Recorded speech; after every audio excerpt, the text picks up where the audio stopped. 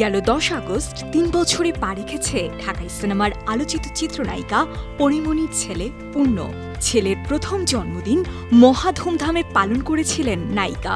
এবছর দেশের অবস্থা অন্যরকম হলেও একমাত্র ছেলের জন্মদিন বলে কথা, তাই তো অনেক লোকের সমাগম না করলেও উদযাপন করেছেন 16 আনাই, যা সোশ্যাল মিডিয়ায় প্রকাশ করতেই রীতিমতো ভাইরাল হয়েছে।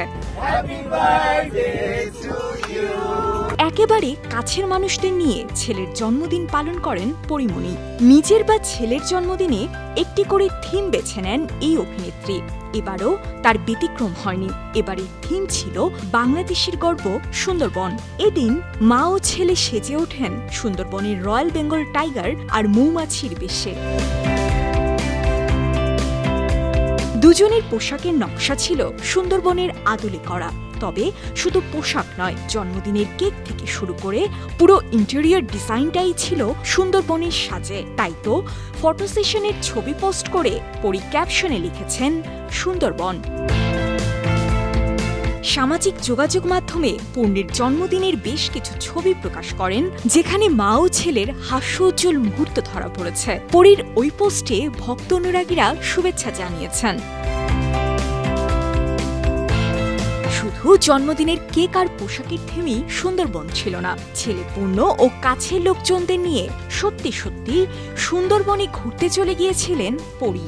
বনের ধারের নদীতে সাজানো গোছানো বড় ইয়টে করে ছেলের জন্মদিন উদযাপন করেন পরিমণি।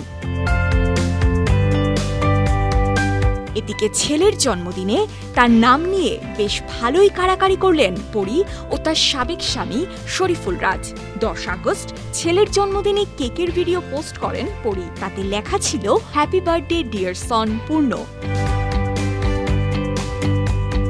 অন্যদিকে ছেলেকে জন্মদিনের শুভেচ্ছা জানাতে ভোলেননি বাবা শরীফুল রাজ। তবে পূর্ণ নয়, ছেলেকে রাজ্য বলেই ডেকেছেন রাজ।